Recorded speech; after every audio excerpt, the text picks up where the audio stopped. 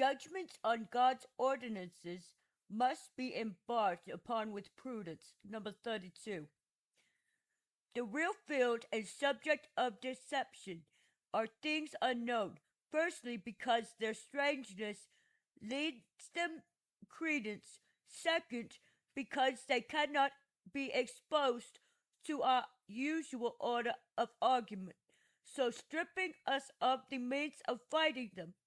Plato says that this explains why it is easier to satisfy people when talking of the nature of the gods than of the nature of men.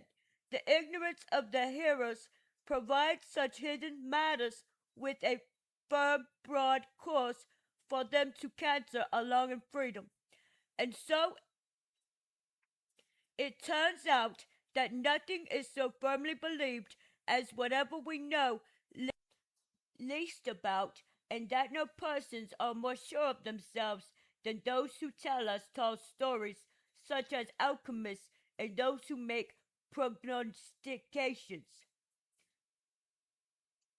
All that tribe, to which I would add, if I dared, that crowd every day, chroniclers and interpreters of God's purposes, who claim to discover the cause of everything that occurs and to read the unknowable purposes of God by scanning the secrets of His will.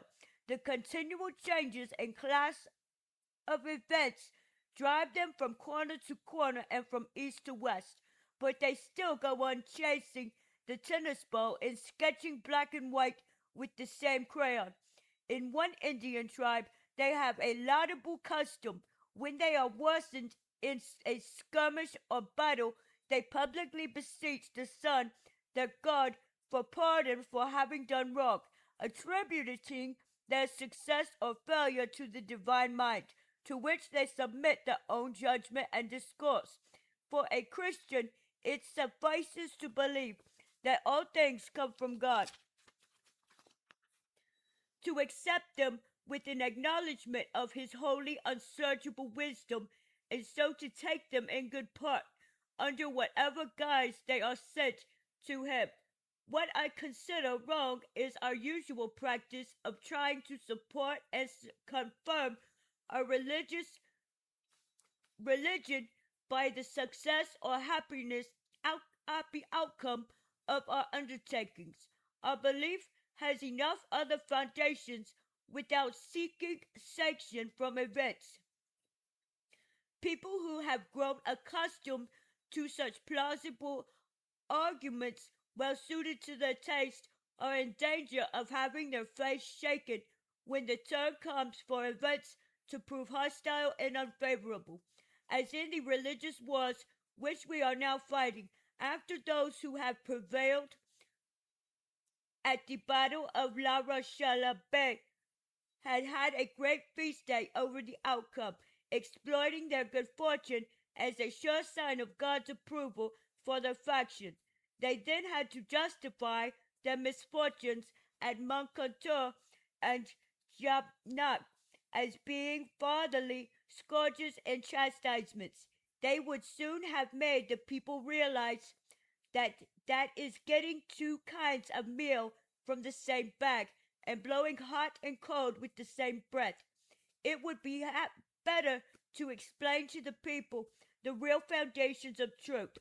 That was a fine naval engagement which we won against the Turk a few months ago, led by Don John of Austria, yet at other times it has pleased God to make us witness other such battles which cost us dear.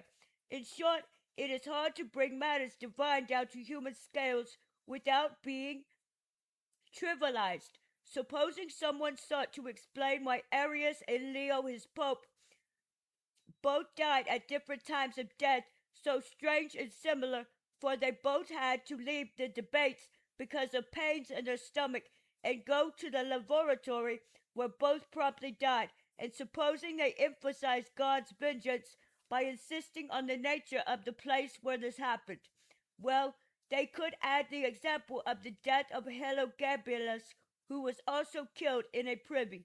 Why, Irenaeus himself met the same fate. God wishes us to learn that the good have other things to hope for and the wicked other things to fear than the chances and mischances of this world, which his hands control according to his hidden purposes, and so he takes from us the means of foolishly exploiting them. Those who desire to draw advantage from them by human reason delude themselves. For every hit which they make, they suffer too in return. St. Augustine amply proved that against his opponents, the arms which decide that wrangle are not those of reason but of memory. We must be content with the light which the sun vouchsafes to shed on us by its rays. Were a man to lift up his eyes to seek a greater light in the sun itself, let him not find it strange if he is blinded as a penalty for his presumption. For what man can know the counsel of God, or who shall conceive what the Lord willeth?